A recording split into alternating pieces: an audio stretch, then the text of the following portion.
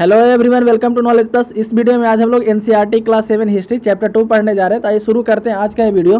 तो आज का हमारा टॉपिक है न्यू किंग्स एंड किंगडम्स। तो आज हम लोग नए राजा और उनके किंगडम्स के बारे में पढ़ने जा रहे हैं। तो कहा जा रहा है कि many new dynasties emerge after the 7th century. तो 7th सेंचुरी के बाद यानी 7वीं शताब्दी के बाद कई नए नए डायनेस्टी इमर्ज हुए इंडिया में। इस मैप में दिखाया गया है ना कौन सा रूलिंग कहाँ पे था। जैसे यहाँ पे पाल डायनेस्टी था, इधर यदि देखा जाए तो चंदेल डायनेस्टी, परमार डायनेस्टी, और इधर देखा चहमान डायनेस्टी जिसको चौहान डायनेस्टी भी आप बोल सकते हैं। उसके बाद फिर इधर राष्ट्रकूट थे, इधर कलिंग था, ठीक है, और यहाँ चोल डायनेस्टी के लोग थे। तो इस तरीके से देख सकते हैं यहाँ पांडे थे जिनका राजधानी मदुरई था, ठीक है, यहाँ चेर थे। तो इस तरीके से हम लोग आगे देखते हैं। तो साउथ इंडिया मेनली 3 थे, चोल, चेर और पांडे, और नॉर्थ भारत में काफ़ी ज़्यादा थे, नॉर्थ इंडिया में काफ़ी ज़्यादा थे। The emergence of new dynasties के बारे में पढ़ते थे। By the 7th century there were big landlords और warriors chiefs in different region of the subcontinent. तो कहा जा रहा है 7th सेंचुरी तक हुआ क्या था कि बड़े बड़े जमींदार थे या फिर वॉरियर क्लास के लोग थे कंटिनेंट के डिफरेंट हिस्से में। सब कंटिनेंट यानी कि इंडिया और उसके आसपास के क्षेत्र उसको सब कंटिनेंट बोलते हैं। Existing kings often acknowledge them as samanta. तो कहा जा रहा है कि जो एग्जिस्टिंग किंग थे, राजा थे, उसको अपना सामंत मानते थे। सामंत जैसे पिछले चैप्टर हम लोग डिस्क्राइब किए थे कि सामंत वे लोग होते जो काफ़ी पावरफुल होते थे, काफ़ी धन वाले होते थे, और राजा उनको एक तरह से बोल सकते हैं कि आर्मी रखने का ठेका दे देता था कि हमको जब जरूरत पड़ेगा आप आर्मी प्रोवाइड करा दीजिएगा, और इसके बाद हम आपको ज़मीन दे देते हैं। उस ज़मीन पर उनका रूल उतने छोटे से एरिया में हो जाता था। They were expected to bring gift for their king और overlords be present their courts and provide them with military support. तो क्या उनसे आशा रखा जाता था, उनसे उम्मीद रखा जाता था कि सामंत जो है अपने राजा के लिए, अपने जो भी उनका ओवरलॉर्ड है, किंग है, उनके लिए वो गिफ्ट लाएंगे और जब उनको जरूरत पड़ेगा तो मिलिट्री सपोर्ट प्रोवाइड कराएंगे। Samanta gained power and wealth they declared themselves to mahasamanta. तो कहा जा रहा है कि जब ज़्यादा धन उनके पास हो जाता था, जब उनके पास ज़्यादा पावर हो जाता था, ज़्यादा वेल्थ हो जाता था, तब वो अपने आप को महासामंत बोलते थे, ठीक है, या mahamandaleshwar, the great lord of circle और region and so on. Sometime they asserted their independence from the overlord. और कभी कभी इतने पावरफुल हो जाते थे कि अपने आप को इंडिपेंडेंस घोषित करते, मतलब कि अपने आप को राजा से अलग हटा लेते थे कि हम ही अब राजा बन चुके हैं। One such instance was that of Rashtrakuta in the Deccan. तो इसी के साथ, मतलब इसी के जैसा एक केस हुआ राष्ट्रकूट के साथ जो डेक्कन में। Initially they were subordinate to the Chalukya of Karnataka. तो पहले वो कर्नाटका के जो चालुक्य थे उनके संबंध थे। In the mid 8th century Dantidurga Rashtrakuta chief overthrew the Chalukya overlord and performed a ritual called hiranyagarbha. तो कहा जा रहा है कि इन द मिड 8th सेंचुरी, 8वीं शताब्दी के मिडिल में, मतलब लगभग 750 सेंचुरी के आसपास, 750 ईस्वी के आसपास, ठीक है, 750 ईस्वी के आसपास, मिड 8th सेंचुरी में दंती दुर्ग नाम का एक राष्ट्रकूट चीफ थे जो चालुक्य को मतलब ओवरथ्रो कर दिए। कहने का मतलब था कि वो बोल दिए कि अब हम चालुक्य को अपना राजा नहीं मानेंगे, और एक रिचुअल परफॉर्म किया जिसको बोला था हिरण्यगर्भ। हिरण्यगर्भ का मतलब गोल्डन बम, हिरण्य का मतलब होता है सोना, ठीक है, और गर्भ यानी कि बम। तो when this ritual was performed with the help of Brahmins, it was thought that lead to the rebirth of the sacrificer as a Kshatriya even he was not born by birth। तो कहा जा रहा है कि जब ये ritual जो है ब्राह्मण की मदद से किया जाता था, है ना, when this ritual was performed with the help of Brahman, it was thought to lead the rebirth। तो कहा जा रहा है कि जब ये रिचुअल किया जाता था तो ऐसा माना जाता था कि रीबर्थ यानी कि दोबारा जन्म हो चुका है उसका, ठीक है, क्षत्रिय के रूप में, ठीक है, भले वो पहले से क्षत्रिय रहे या ना, जब भी कोई हिरण्यगर्भ का रिचुअल कर लेता था तो उसको क्षत्रिय मान लिया जाता था। In other cases men were enterprising families use their military skill to carve out kingdoms. तो कहा जा रहा है और कहीं कहीं ये भी हो रहा था कि ये आदमी अपना मिलिट्री स्किल का यूज करते हुए किंगडम से अलग हो रहे थे। For instance the Kadamba Mayurasharman and the Gujarat Pratihara Harichandra were Brahman who gave up the traditional profession and took up arms. तो जैसे यहाँ पे 2 एग्जाम्पल दिया हुआ है, जैसे गुर्जर प्रतिहार के जो हरिचंद्र थे, ठीक है, गुर्जर प्रतिहार के जो हरिचंद्र थे, कादम्ब मयूर शर्मन, ये सब ब्राह्मण थे, लेकिन बाद में अपना प्रोफेशन जो उनका पूजा पाठ का प्रोफेशन था छोड़ करके हथियार उठा लिए और सक्सेसफुली किंगडम स्टेब्लिश किया कर्नाटका और राजस्थान वाले रीजन में, ठीक है। ये जो थे गुर्जर प्रतिहार राजस्थान में और जो कादम्ब थे कर्नाटका में, ठीक है। यहाँ पे एक पिक्चर दिखाया गया था, ये पिक्चर को पहले आप देख लीजिए, ठीक है। ये एलोरा केव का पिक्चर है, wall relief from cave 15 Ellora showing Vishnu Narasimha the man lion. It is a work of the Rashtrakuta period. तो कहा जाए राष्ट्रकूट पीरियड में बनाया गया था। एलोरा केव जो है महाराष्ट्र में है अभी, तो ये बनाया गया था। एलोरा केव जो है नरसिंह भगवान का इसमें मूर्ति दिखाया गया, नरसिम्हा अवतार भगवान विष्णु का दिखाया गया, राष्ट्रकूट के समय बनाया गया था, ठीक है। राष्ट्रकूट कौन थे? तो पहले सामंत थे, किसके? चालुक्य के, जो कर्नाटक के चालुक्य थे उनके सामंत थे, बाद में अपने आप को ये घोषित कर लिए थे, फ्री घोषित कर लिए थे। Next, administration in the kingdom. Kingdom administration कैसे हुआ करता था? The many of these new kings adopted high sounding title such as maharaja, adhiraja, ठीक है। कहा जा रहा है कि अधिकांशतः जो राजा थे अपने आप को बड़े बड़े टाइटल से नवाजते थे, जैसे महाराजा अधिराज यानी ग्रेट किंग, उसके बाद त्रिभुवन चक्रवर्ती, ठीक है, यानी कि Lord of three words. However, in spite of such claims, they often shared power with their सामंत। तो कहा जा रहा है कि भले ही अपने आप को उतना क्लेम करते थे, ये खुद भी सामंत रखने लगे। भले ही पहले तो ये सामंत थे ही, ये खुद भी फिर से वापस सामंत रखने लगे, ठीक है। और कई एसोसिएशन बना लगे, पीजेंट्स का, ट्रेडर्स का, ब्राह्मण्स का।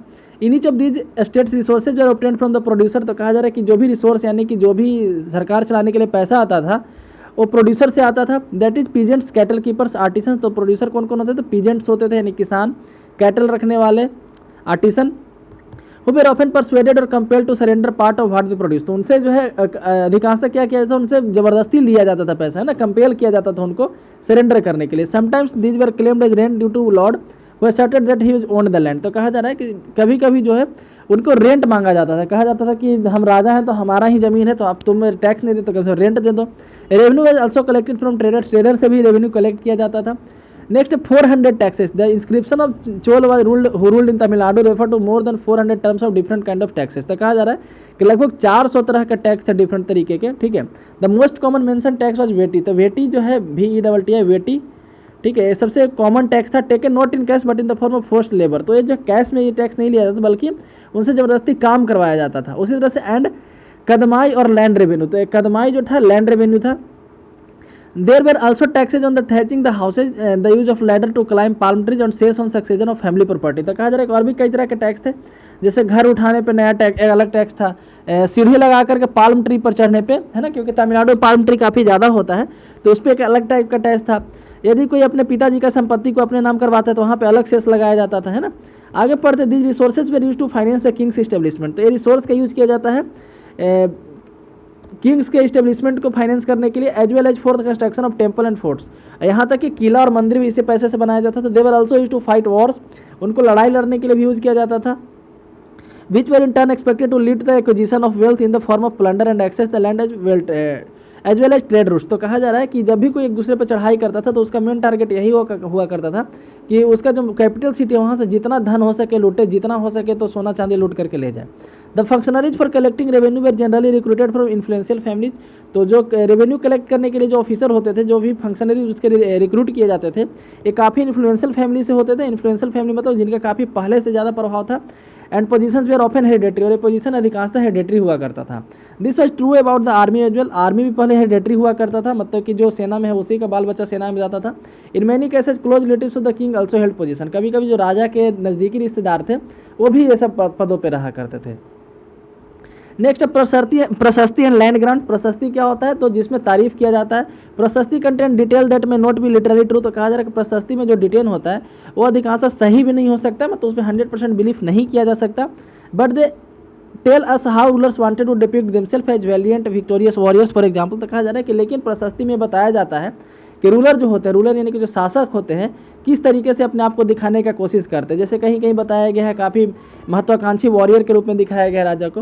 These were compose learn Brahmans. ये प्रशस्ति लिखे जाते थे ब्राह्मण्स के द्वारा जो काफ़ी विद्वान होते थे। वो ओकेजनली हेल्प इन एडमिनिस्ट्रेशन, जो एडमिनिस्ट्रेशन में भी हेल्प किया करते थे। यहाँ पे जैसे दिखाया गया अचीवमेंट ऑफ नागभट्ट। तो many rulers describe their achievement in prashasti. तो कहा जा रहा है प्रशस्ति, जैसे हम लोग पिछले चैप्टर में पढ़े थे, ठीक है, गुप्त रूलर के बारे में पिछले साल ही पढ़े थे। तो कई रूलर जो है many ruler describe the achievement प्रशस्ति। तो प्रशस्ति में अपना अचीवमेंट दिखाया करता था, अपना तारीफ दिखाया करता था। One prashasti written in Sanskrit and found in Gwalior Madhya Pradesh describe the exploit of Nagabhata Pratihara king as follow. तो कहा जा रहा है कि एक प्रशस्ति मिला है, कहाँ से? संस्कृत में लिखा गया है, ग्वालियर से मिला है, ग्वालियर मध्य प्रदेश में, जिसमें बताया गया है नागभट्ट के बारे में। नागभट्ट कौन थे? तो एक प्रतिहार राजा थे।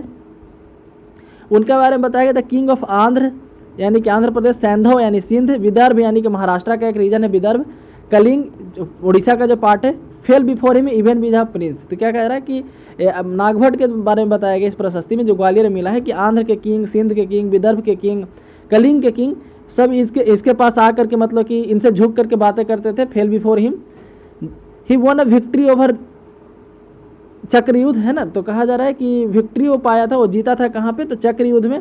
The ruler of king he defeated the king of Vanga यानी कि बंगाल के राजा को हराया था। गुजरात के राजा को हराया था। अनर्थ के राजा, अनर्थ जो है गुजरात का एक छोटा सा हिस्सा। मालवा के राजा जो मध्य प्रदेश में अभी पड़ता है। और कीरत, कीरत जो है जंगल में रहने वाले लोगों को कहते हैं, तो उनको हराया था। उसके अलावा तुर्क लोगों को हराया था। वत्स, वत्स भी राजस्थान का हिस्सा है। और मत्स्य जो है, ठीक है, मत्स्य भी उधर ही नॉर्थ इंडिया में ही पड़ता है। मतलब कि ये दोनों किंगडम जो है आई थिंक राजस्थान या पंजाब के आसपास वाले इलाके में है, राजस्थान और गुजरात के आसपास के इलाके में, ठीक है। तो इस प्रशस्ति में जिस तरह से दिखाया है कि नागभट्ट जो इतने सारे राजाओं को हरा चुका था। King often rewarded Brahmans by grant of land, तो कहा जा रहा है किंग जो है ब्राह्मण्स को लैंड भी ग्रांट करता था। ग्रांट का मतलब क्या होता है कि जो पैसा रिटर्न लिया ना जाए, ठीक है, या फिर जो कुछ भी दिया वो रिटर्न लिया ना जाए, उसको ग्रांट बोलते हैं। दिस जो रिकॉर्डेड कॉपर प्लेट, जो प्रशस्ति होता था कॉपर प्लेट पर रिकॉर्ड किया जाता था, ठीक है। Which were given to those who received the land, जैसे आप यहाँ पे देख सकते हैं, यहाँ पे एक पिक्चर है कि this is a set of copper plate recording a grant of land made by ruler in 19th century. तो इसी पे जो है लिख करके लैंड का ग्रांट दिया जाता था कि ये ज़मीन उनको दिया गया है। और 9th सेंचुरी का ये इमेज आपको मतलब कि ये दिखाया जा रहा है, कॉपर प्लेट है। Written partly in Sanskrit and partly in Tamil, तो हल्का संस्कृत और हल्का तमिल में लिखा गया। The ring holding the plates together is secured with the royal seal.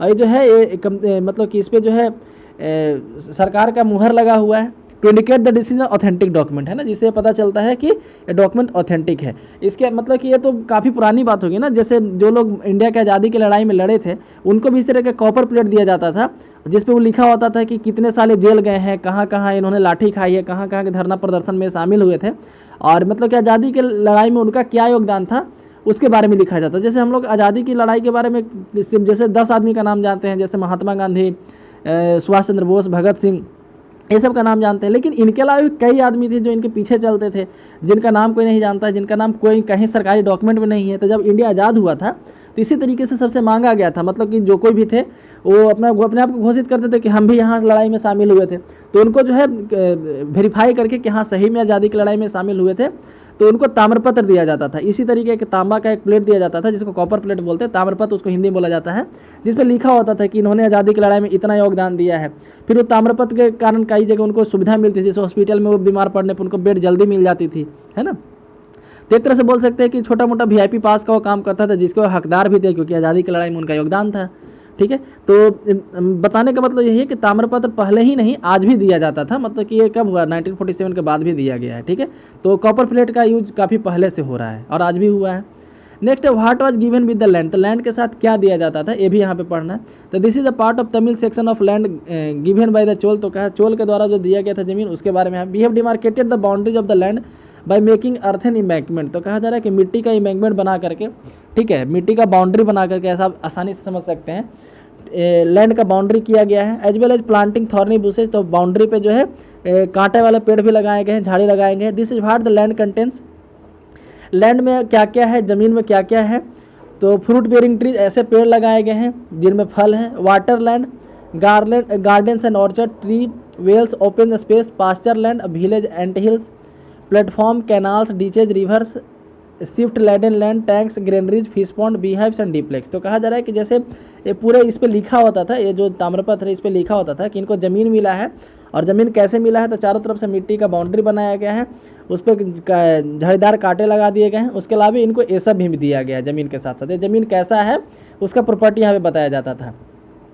He who receives the land can collect tax from it, तो कहा जा रहा है कि जिसके पास ये ज़मीन है, जिसको ये ज़मीन राजा के द्वारा दिया गया है, वो खुद ना जो मतलब कि यदि वो चाहता है कि हम खेती ना करें तो दूसरे से खेती करवा सकता है, और उसे वो टैक्स लेगा जो इस पर खेती करेगा। He can collect the tax impose by judicial officer as fine. He tax on betel leaves, जैसे पान के पत्ता पे टैक्स लगाना। That on women cloth as well as on vehicles. He can build large rooms with upper storage made of baked bricks, तो कहा जा रहा है कि उस बिल्डिंग पे वो घर भी बना सकता है, ठीक है। तो सारा कुछ जो है उसमें कुआं खुदवा सकता है, बड़ा या छोटा किसी भी तरीके के। He can plant tree and thorny bushes if necessary, यदि उसको लगता है कि और प्लांट की जरूरत है तो और लगा सकता है, और भी बाउंड्री पे वो मतलब कि कांटे वाले झाड़ी लगा सकता है। He can get canals constructed for irrigation, तो अपने ज़मीन पे वो कैनाल, मतलब कि काफ़ी बड़ा ज़मीन मिलता था, जैसे आप देख सकते हैं कि उस पर इतना सारा सुविधा हुआ करता था। इसका मतलब क्या है, काफ़ी बड़ा बड़ा ज़मीन मतलब कि फ्री में मिलता था लोगों को, ठीक है, राजाओं के द्वारा। तो इसे आप अंदाज़ा लगा सकते हैं ना। तो इस तरीके का सारा उस पर डिटेल लिखा होता था। जैसे आज भी कोई ज़मीन खरीदता तो लिखा होता है कि इधर से रास्ता कहाँ से है, कि किसके द्वारा बेचा गया, किसके द्वारा खरीदा गया, है ना। तो उसी तरीके से unusual for 12th century was a long Sanskrit poem containing the history of who ruled over the Kashmir, तो कहा जा रहा है, आप यहाँ पे जैसे देख सकते हैं, वापस आते हैं यहाँ पे,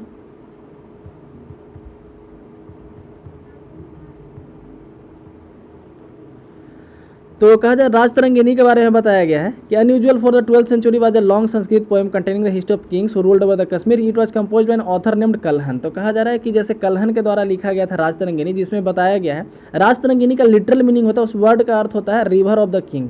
राजतरंगिनी का मतलब होता है रिवर ऑफ द किंग, यानी कि राजाओं की नदी। था राजाओं की नदी तो नहीं बहेगी कभी, लेकिन उसमें बताया क्रोनोलॉजी बताया कौन सा राजा पहले आया, उसके बाद कौन सा राजा, उसके बाद कौन सा राजा आया। The unusual for the 12th century was a long Sanskrit poem containing the history of kings who ruled over the Kashmir. It was composed by an author Kalhan. He used a variety of sources. Kalhana के द्वारा काफ़ी ज़्यादा source का पता लगाया गया कहाँ से, including inscription, document, eyewitness account and earlier history to write his account. Unlike the writers of prashasti, he was often critical about rulers and policies. तो कहा जा रहा है कल्हन के बारे में लगा कि जिस तरह से प्रशस्ति के जो राइटर हुआ करते थे राजाओं की तारीफ करते थे, क्योंकि राजा के द्वारा इनको एक तरह से ज़मीन दिया जाता था, दान में पैसा दिया जाता था, काफ़ी समाज में इज्जत दिया जाता था। तो वहीं कल्हन जो थे राजाओं के क्रिटिक्स थे, मतलब उनका कभी कभी विरोध भी क्या करते थे उनके गलत नीतियों का राजतरंगिनी में। Next warfare for the wealth. तो you may have notice that each of these ruling dynasties have based in specific region. तो कहा जा रहा है कि जो भी रूलिंग डायनेस्टी होता था एक खास रीजन में हुआ करता था। At the same time they try to control other areas. वहीं वो दूसरे एरिया को भी कंट्रोल करने के लिए सोचा करते थे। One particularly pride area was the Kannauj in the Ganga valley. तो उसी तरह का एक एरिया है कनौज, जो कि आज यूपी में पड़ता है, गंगा वैली में है, गंगा नदी के मतलब कि गंगा नदी के बेसिन में आता है, ड्रेनेज बेसिन में।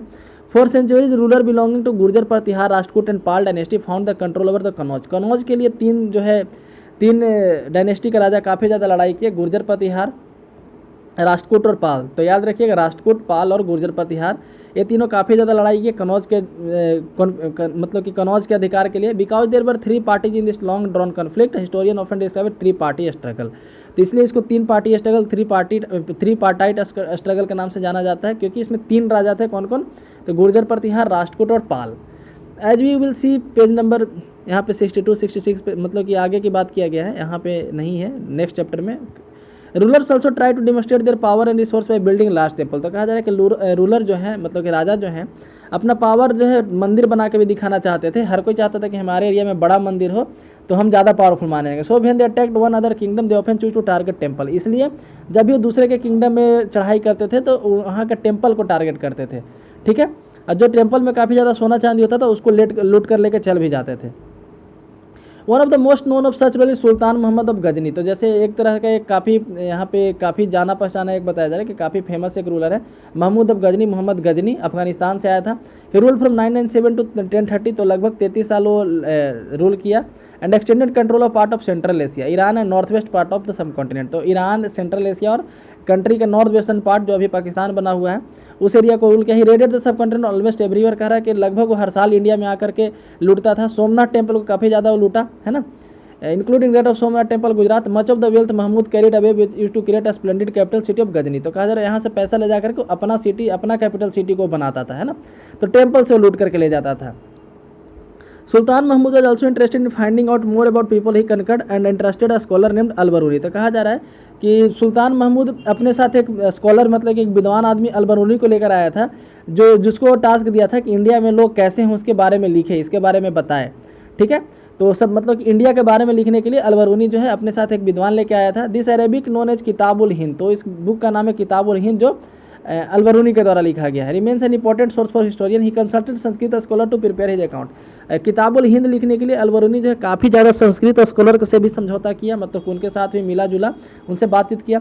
Other king who engage in warfare include the Chahamana, later known as Chauhan. तो कहा जा रहा है कि दूसरे राजा जो लड़ाई वगैरह करते थे तो Chauhan. Who ruled over the region around Delhi and Ajmer, जो दिल्ली और अजमेर के आसपास के इलाके में रूल करते थे।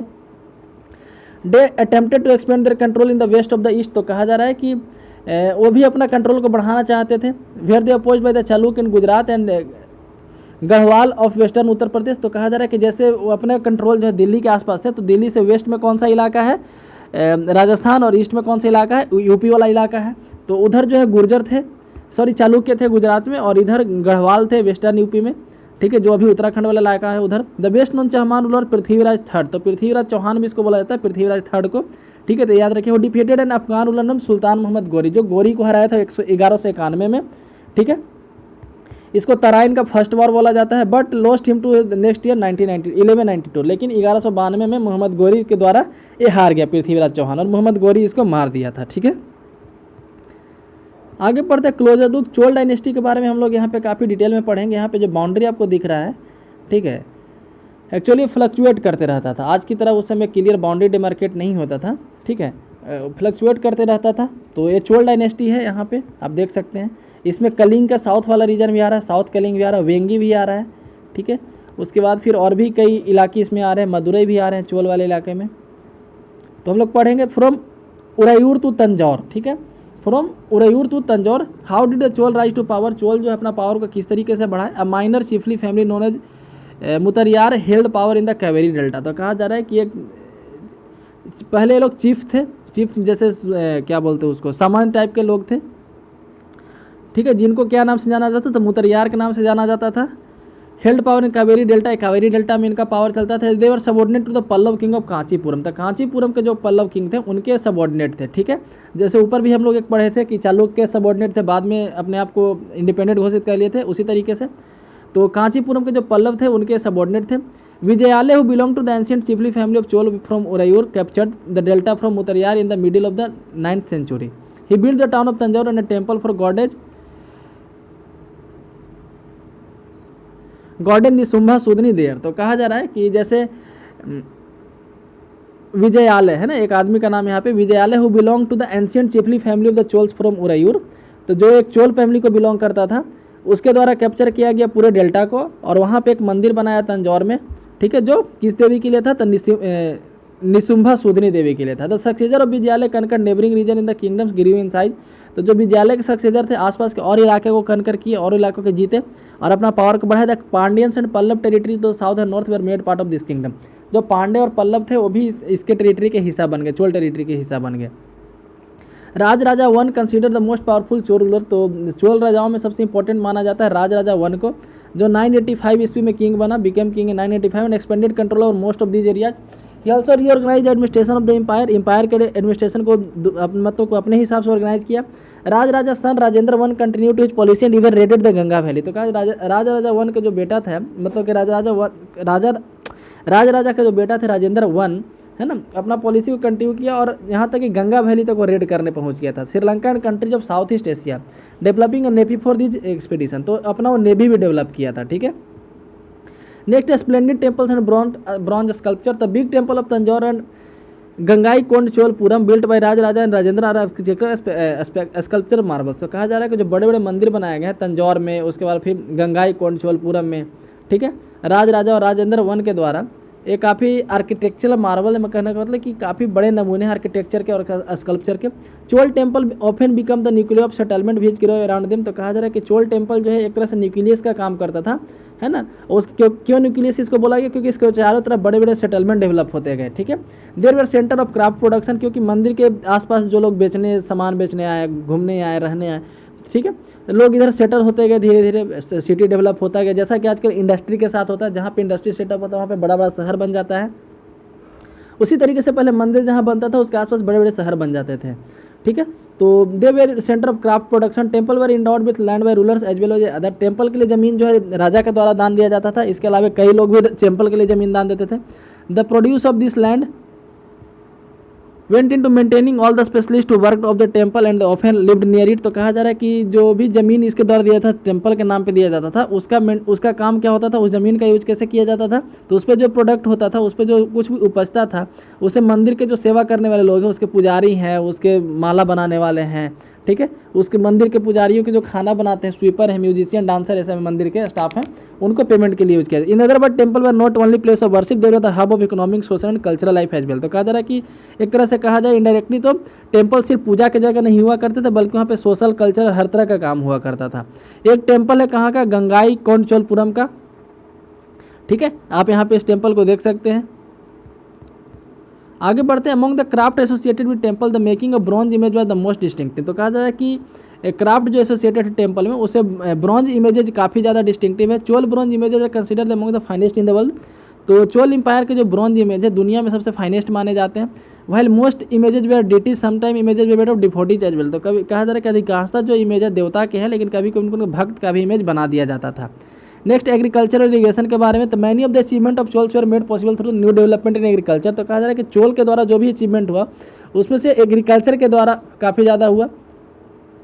Kaveri basin branches off into several small channels before emptying into bay of Bengal. तो कहा जा रहा है कि कावेरी नदी जो है काफ़ी ज़्यादा चैनल में टूटती है, काफ़ी ज़्यादा ब्रांच में टूटती है बे ऑफ बंगाल में गिरने के पहले। This channel overflow frequently depositing fertile soil on banks. Water from this channels also provide the necessary moisture for agriculture particularly the cultivation of rice. तो कहा जा रहा है कि इसके कारण जो है वहाँ पे राइस का कल्टिवेशन काफ़ी आसानी से होता था, क्योंकि काफ़ी फर्टाइल लैंड था और काफ़ी ज़्यादा पानी का अवेलेबिलिटी वहाँ पे था उस एरिया में। Although agriculture had developed earlier in other part of Tamil Nadu, it was only from the 5th or 6th century that the area was open for a large scale cultivation। तो कहा जा रहा है कि हालांकि agriculture जो है तमिलनाडु में भी डेवलप हुआ था, ठीक है, लेकिन 5th और 6th सेंचुरी के आसपास ही। Forest had to be clear in some region, किसी रीजन में फॉरेस्ट को क्लियर करना पड़ा एग्रीकल्चर के लिए। Land had be levelled in other areas, कहीं कहीं ज़मीन को बराबर करना पड़ा, लेवल करना पड़ा। In the delta region embankment had to build, delta region में जो है बाढ़ को रोकने के लिए और नहर बनाने के लिए, बाढ़ को रोकने के लिए जो है नहर बनाना पड़ा, इम्बैंकमेंट बनाना पड़ा।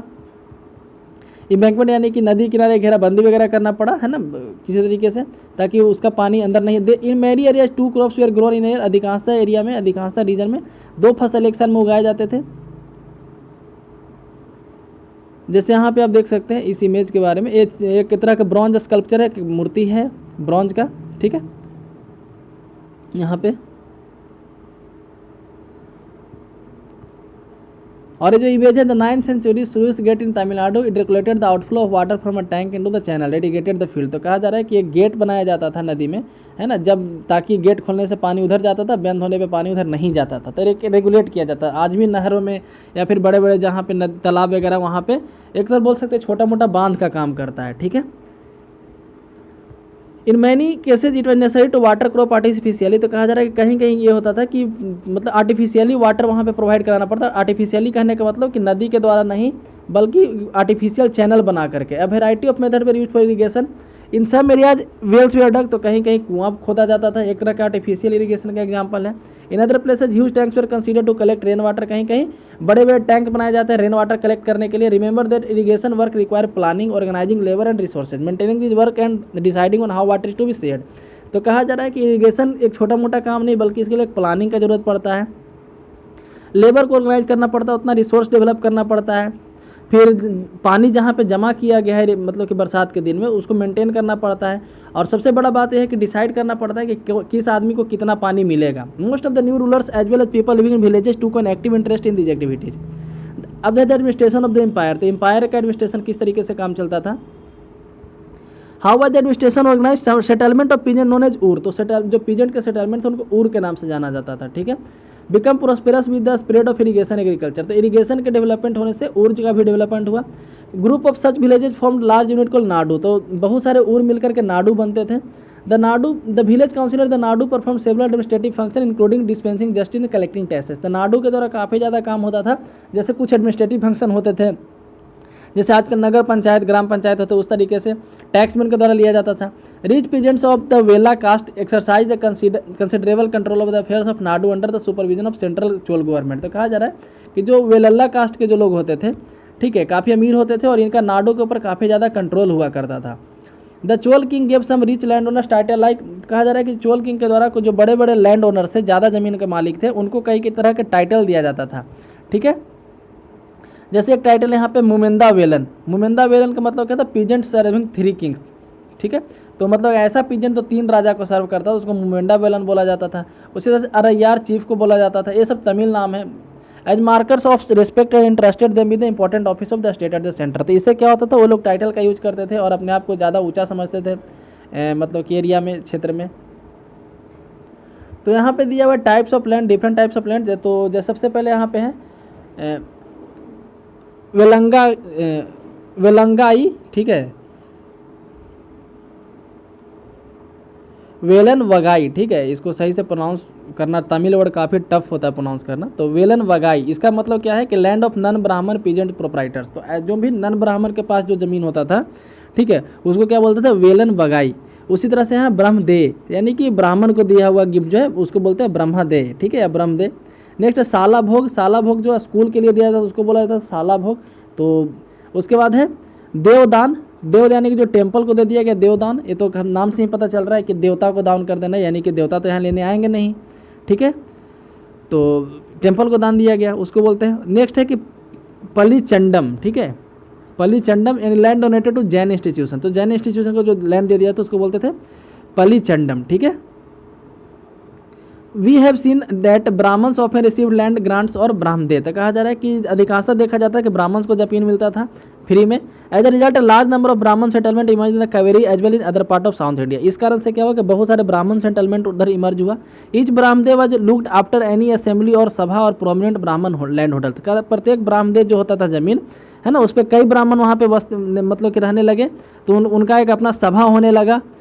These assembly work very efficiently, वो काफ़ी अच्छे तरीके से काम करते थे। Their decision were recorded in detail in inscription, उनका डिसीजन जो था इंस्क्रिप्शन में लिखा जाता था open on the stone walls of the temple. Association of traders known as nagaram, तो नगर क्या होता था, तो ट्रेडर्स का एसोसिएशन को नगरम बोलते थे। Also occasionally perform administrative function, जो कभी कभी एडमिनिस्ट्रेटिव फंक्शन भी करते थे। Inscription from Uttaramerur in Chingleput district Tamil Nadu, तो कहा जा रहा है कि तमिलनाडु का एक डिस्ट्रिक्ट है चिंगलीपुट, ठीक है, वहाँ पे एक इंस्क्रिप्शन मिला है, कहाँ से, तो उत्तरामेरूर से, ठीक है। Provide details of way in the which the सभा वाज ऑर्गेनाइज, तो वहाँ पे बताया गया कि सभा किस तरीके से होता था। The sabha had separate committee to look after irrigation work, सभा में एक अलग से कमेटी होता था जो इरिगेशन वर्क को देखता था, गार्डन को देखता था, टेम्पल को देखता था, मतलब कि डिपार्टमेंट बटा हुआ था सभा में भी। Name of those eligible to members of this committee were written on the small ticket or palm leaf, तो कहा जा रहा है कि जो भी उसके एलिजिबल मेंबर होते थे उनका नाम लिखा जाता था पाल्म लीफ पे। This ticket are put into an earthen pot, तो कहा, और उन पाल्म लीफ को एक मिट्टी के बर्तन में रखा जाता था जिसमें छोटे बच्चों को उसमें से निकालने को बोला जाता था, और जिसका भी नाम आता था वो उसका हिस्सा बन जाता था, ठीक है। नेक्स्ट है कि कौन जो है मेंबर हो सकता था सभा का, है ना, यहाँ पे एक है कि who could be a member of सभा। द उत्तरामेरूर इंस्क्रिप्शन ले डाउन, तो उत्तरामेरूर इंस्क्रिप्शन में भी बताया कि सभा का मेंबर कौन बन सकता था। तो ऑल दो जो wish to become member of the sabha should be owners of land from which land revenue is collected, तो कहा जा रहा है कि हर कोई, मतलब कि हर कोई नहीं बन सकता था, सिर्फ वही बन सकता था। उसके लिए सबसे पहला कंडीशन है कि वो एक लैंड ओनर होना चाहिए जिसको जो रेवेन्यू देता हो। They should have their own home, उनका अपना घर होना चाहिए। They should be between 35 and 70 year of age, 35 से 70 के बीच का होना चाहिए। उनको वेद की जानकारी होना चाहिए, ठीक है, और एडमिनिस्ट्रेटिव मैटर में ऑनेस्ट होना चाहिए, काफ़ी ज़्यादा जानकार होना चाहिए।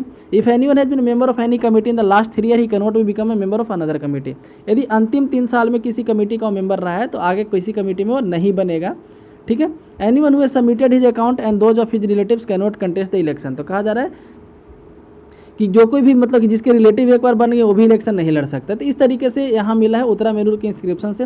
वह लेकिन inscription tell about king and powerful man then excerpt from Periya Puranam, है ना, 12th century Tamil work. Periya Puranam एक 12वीं शताब्दी का तमिल वर्क है। वहाँ पे बताया गया है कि on the outskirts of Adanur was a small hamlet of Pulaiyas, ठीक है। तो कहा जा रहा है कि अदानूर कोई शहर है, ठीक है, उसके आउटस्कर्ट्स यानी उसके बाहर एक छोटे हैमलेट थे, हैमलेट बोलते हैं छोटे गाँव को, जिसका नाम, किसका गाँव था, तो पुलैयाज का। और पुलैयाज क्या होते थे, तो जो ब्राह्मण्स के द्वारा आउटकास्ट माने जाते थे, मतलब कि लो कैटेगरी के लोग होते थे, माने जाते थे उस समय। Studded with the small huts under old thatches inhabited by agrarian labour engaged in the menial occupation, तो कहा जा रहा है कि वो छोटे छोटे झोपड़ी में रहते थे, एग्रेरियन लेबरर्स थे, मतलब कि कृषक मजदूर थे। In the 3 soles of the huts covered with a stripe of leather, little chicken moved around about in groups. Dark children who wore bracelets of black iron were prancing about carrying little puppies. In the shade of